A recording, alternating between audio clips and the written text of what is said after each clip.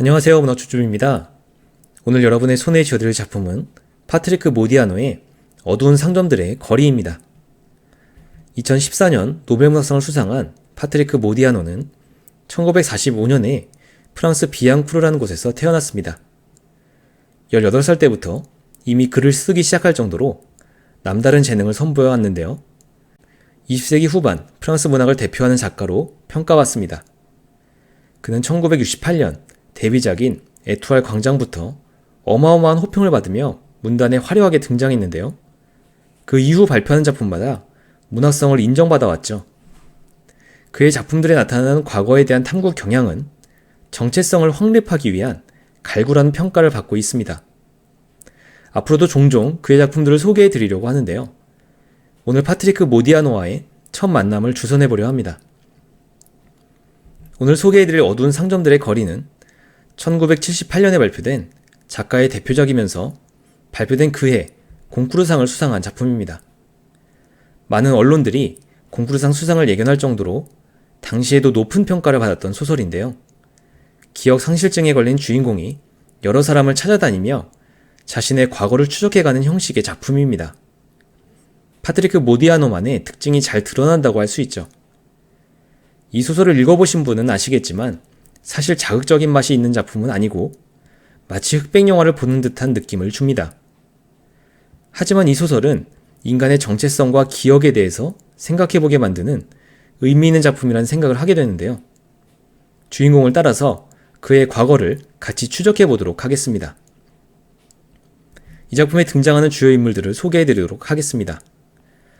이 소설의 주인공은 기 롤랑이라는 이름의 남자입니다.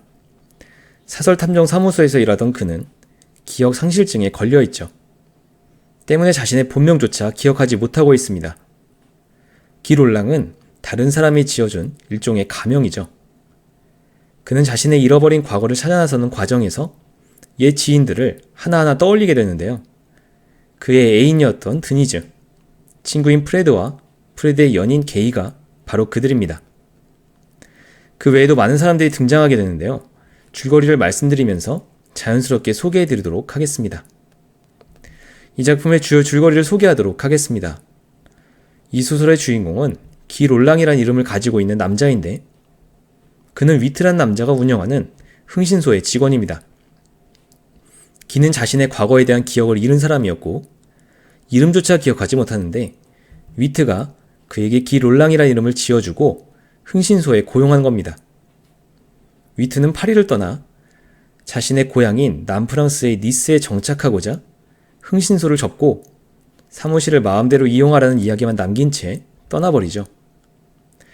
이때부터 자신의 과거 기억을 찾기 위한 기의 추적이 시작되는데 그는 맨 처음 폴 소나시체라는 카페 종업원을 찾아가 자신과 관계가 있는지 묻죠. 기를 기억하지 못하는 폴은 기를 데리고 자신의 친구인 장 웨르트를 찾아가 이야기한 끝에 과거의 기가 스티오파란 러시아인 남자와 함께 다니곤 했다는 이야기를 듣게 됩니다. 기는 스티오파가 참석하는 것으로 신문 부고란에 공고가 난 한 장례식을 무작정 찾아가고 흥신소에서 일했던 육감으로 그를 찾아내게 되죠. 기는 스티오파에게 자신이 프랑스의 망명한 귀족들의 이야기를 주제로 책을 쓰고 있다며 접근하고 그의 집에 방문해 한 사진을 보게 됩니다. 그 사진은 기 자신으로 보이는 남자와 다른 사람들이 함께 찍은 것이었는데 기는 자기로 추정되는 남자 옆에 있는 여자에 주목하죠. 스티오파로부터 그녀의 이름이 게이 오를로프이며 과거에 미국으로 이주했었다는 사실을 알게 된 기는 그 사진을 얻어가지고 나옵니다. 기는 게이 오를로프를 찾아 나서고 그녀가 미국에 있을 당시 월도란 남자와 결혼했다가 이혼한 사실을 알게 되죠. 그는 한 바에 피아니스트로 살고 있는 월도를 찾아가고 게이가 자신을 떠나 하워드 드리즈란 남자와 파리로 왔으며 자살로 삶을 마감했다는 이야기를 듣습니다. 기는 자신의 본명이 하워드 드리즈일지 모른다는 생각을 하고 드리즈 가문의 클로드란 남자를 찾아내어 하워드 드리즈의 본명이 프레디라는 것과 그가 게이의 친구라는 것을 알아내죠. 기는 드리즈 가문의 옛 영지를 찾아가 관리인인 로베르와 이야기를 나누고 프레드와 게이가 애인사이라는 것과 사진의 기로 추정되는 남자가 프레디가 아닌 프레디의 친구이며 남미 사람인 페드로라고 증언합니다. 이제 기는 자신의 본명이 페드로라고 추정하고 로베르가 전해준 프레디의 물건들을 조사하다가 페드로의 전화번호를 발견합니다. 기는 그 전화번호를 추적하다가 같은 전화번호를 사용했던 엘렌이란 여자를 찾아가는데 그녀는 기를 알아보며 반갑게 맞이하죠. 그녀를 통해 기는 자신의 본명이 페드로가 맞다는 것과 자신이 한때 도미니카 공화국 영사관에서 일했다는 사실, 그리고 그가 드니즈라는 여자와 함께 살았었다는 것을 알게 됩니다. 엘렌은 그와 드니즈가 무제브라는 곳으로 갔고 국경을 넘는다는 소식을 들었다며 브레데라는 남자가 그들을 봐주었다는 단서를 주죠. 기는 드니즈의 행방을 추적하다가 그녀가 한동안 사진 모델로 일했었다는 사실을 알게 되고 그녀와 함께 작업했던 망수르라는 사진작가를 찾아갑니다. 망수르로부터 얻어낸 사진을 통해 기는 과거의 기억을 일부 찾아내는데 자신이 드니즈와 함께 살았던 것과 무슨 일 때문인지 파리를 떠나야만 했던 사실을 떠올리죠. 기는 니스에 있는 위트의 도움으로 자신의 옛 친구 중 하나였던 빌드메르라는 경마 기수를 만나고 그와 빌드메르, 드니즈는 프레디 게이 커플과 모두 친구였다는 것을 알게 됩니다. 여러 가지 단서를 통해 기는 자신의 과거 기억 중 일부를 되찾는 것에 성공하죠. 본명 페드로인 그는 이유를 알 수 없는 일로 파리에 더 거할 수 없는 상황이었고 애인 드니즈, 빌드메르, 프레디와 게이 등과 함께 스위스 국경 근처의 무제브로 떠났던 겁니다.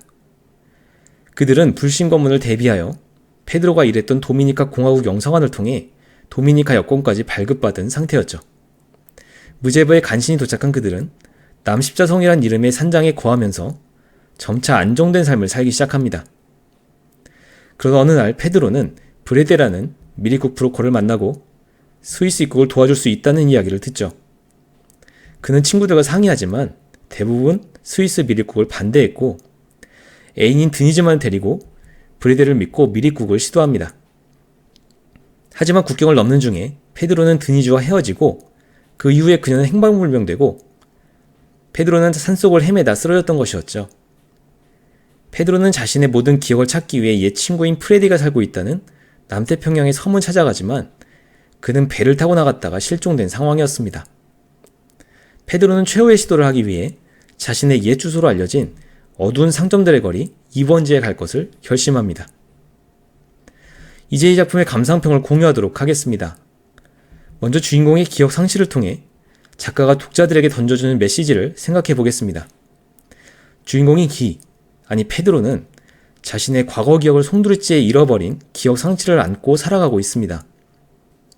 그는 어떻게든 과거의 기억을 찾기 위해 아주 가는 시를 따라가듯이 단서를 추적해 나가지만 그때마다 좌절감을 맛보게 되죠.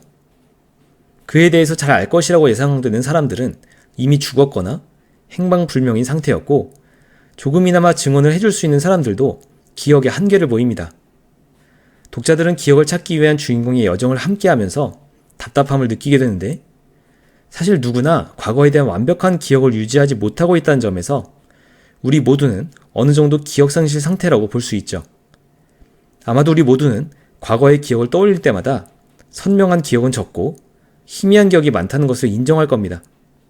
그럴 때마다 그런 일이 있었던 것인지, 심지어 그 기억 속의 사람들이나 자기 자신조차 실제 했었는지도 가물가물하게 느껴지기까지 하죠. 모디아노는 남태평양으로 향하는 주인공을 통해서 이러한 느낌을 이렇게 표현하고 있습니다. 배가 그 여정을 계속해감에 따라 그들은 차츰 현실감을 잃어갔다. 그들은 과연 정말 존재했던 것일까? 우리는 과거를 기억하고자 하지만 어쩔 수 없이 기억을 잃어가면서 살아가고 있습니다. 너무나도 빠르게, 허무하게 사라져가는 그 과거의 기억처럼 우리의 삶도 같은 특성을 가지는 것이 아닐까 하는 것이 작가의 주요 메시지인 것 같습니다. 그런데 우리들의 삶 또한 그 어린아이의 슬픔만큼이나 빨리 저녁빛 속으로 지워져 버리는 것은 아닐까? 라는 이 소설의 마지막 부분이 말하는 것처럼 말이죠. 우리의 기억처럼 우리 자신도 삶도 잊혀져 간다는 것을 이 작품은 잘 보여주고 있습니다. 다음으로 주인공은 어두운 상점들의 거리를 찾아갔을지 생각해보죠. 이 소설의 마지막 장면에서 자신의 과거를 찾아가던 주인공은 마치 통곡의 벽을 만난 것처럼 딱 멈춰서게 되는데 자신과 가장 친한 친구로서 많은 증언을 해줄 수 있는 프레디가 실종되었기 때문입니다. 하지만 그는 자신의 옛 주소인 어두운 상점들의 거리 2번지에 찾아갈 결심을 하는 것으로 소설이 마무리되고 있습니다. 과연 주인공은 결심대로 자신의 옛 주소를 찾아갔을까요? 제 생각에는 그가 반드시 찾아갈 것 같습니다. 설령 그곳에서 만족할 만한 성과를 얻지 못한다 할지라도 그는 계속해서 과거의 자신을 추적해 나갈 것임에 틀림없어 보입니다. 주인공이 자신의 과거에 그토록 강한 애착을 보이는 이유는 자신의 정체성이 과거의 자신으로부터 온다고 생각하기 때문이죠. 누구나 지금의 자신에게 영향을 주는 존재는 미래의 자신이라기보다는 과거의 자신입니다. 그래서 주인공에게 자신의 과거를 찾는 일은 자기 자신을 찾는 일이고 그렇기 때문에 절대로 포기할 수 없는 것이었죠. 위트 역시 처음에는 주인공의 과거에 대한 애착을 도저히 이해하지 못하는 모습을 보입니다. 그렇지만 이거 봐요, 키. 나는 그것이 정말 그럴 만한 가치가 있는 건지 잘 모르겠어요. 그러나 위트는 자신의 과거가 도처에 깔려있는 고향 니스에서 생활하면서 왜 주인공이 과거에 집착했는지를 공감하고 편지에 이렇게 씁니다. 인생에서 중요한 것은 미래가 아니라 과거라고 한 당신의 말은 옳았습니다. 아마도 그는 고향에서 자기 자신을 찾는 것에 성공했기에 이렇게 쓸 수 있었을 것이라 생각합니다. 그러므로 어두운 상점들의 거리는 주인공이 자기 자신을 찾기 위해 어떤 어려움이 있더라도 반드시 가야 할 곳입니다. 마지막으로 이 소설의 특이한 점을 생각해 보려고 합니다. 이 소설은 솔직히 평하자면 그렇게 극적인 재미가 있는 편은 아니라고 할 수 있는데 여기에는 몇 가지 이유가 있는 것 같습니다. 우선 갈등 구조가 없다는 특징이 있는데 주인공이 기 롤랑에 대해서 대항하는 존재가 등장하지 않을 뿐더러 함께하는 존재도 없기 때문입니다. 그래서인지 다른 소설에서 흔히 등장하는 대립하는 사이에서 오는 갈등도 같은 입장에서 있을 수 있는 갈등도 없죠. 또한 이 소설은 로맨스적인 요소가 없다는 특징이 있는데 심지어 주인공이 과거의 연인인 드니즈와의 기억을 회상할 때도 일반적인 로맨스가 드러나진 않습니다. 한마디로 이 소설은 다른 일반적인 소설들이 반드시 활용하는 요소라고 할 수 있는 갈등 구조나 로맨스 요소를 배제한 것이죠. 그래서인지 이 소설은 맛으로 비유하자면 담백하고 심심한 맛이고 색으로 비유하자면 흑백 영상을 보는 것 같다고 할 수 있습니다.